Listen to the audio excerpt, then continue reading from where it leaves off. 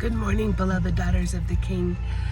I know it's been a little while since I've been back to share 5 minutes of faith or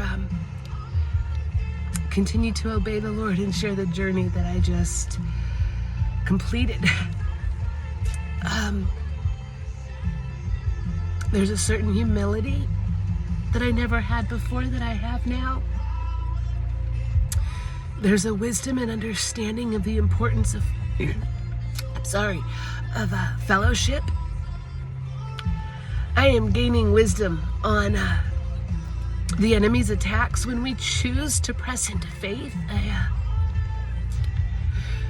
My lungs have been inflamed since I chose to leave that lifestyle. That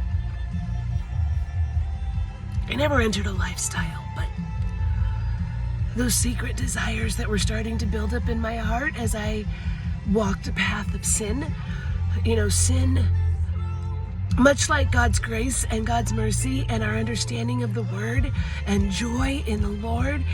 But if we choose a path of sin, then, that adds to our level of darkness. That opens doors for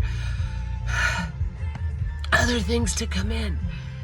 But when we choose Jesus, when we have fallen out of his will, and we choose to say, I'm going to return to his will.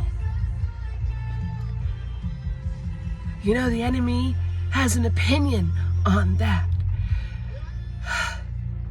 So today is my first day back at work after 10 days. Because my lungs have been like this. And the journey from my car to my desk is daunting. But yesterday, and actually since Sunday, I've been taking great steps to not walk in what I feel in my lungs, not walk in the sin of my past, not walk in the opinions of some others who either found out about my sin or I shared it with them personally. Daughters, stay in fellowship. Realize that when you make strides towards the calling God has in your life, the enemy is going to send attacks. And while he doesn't have new tactics, his scheme might be new to you, or to me, or to somebody else. But I want to encourage you, whether he attacks your health, your mindset, your understanding, your resolve, your belief, your fellowship, whether he calls you into isolation or self-mutilization, which was a temptation for me. Over the last few weeks, our defense is Jesus and community. I have community praying for me this morning, and I know this is going to pass. I shared my sin with community. And while not all of my community received me with grace and love, those who did or who I fully leaned forward into, and they are the ones carrying me. No matter where you are, beloved daughter of the King, God has you.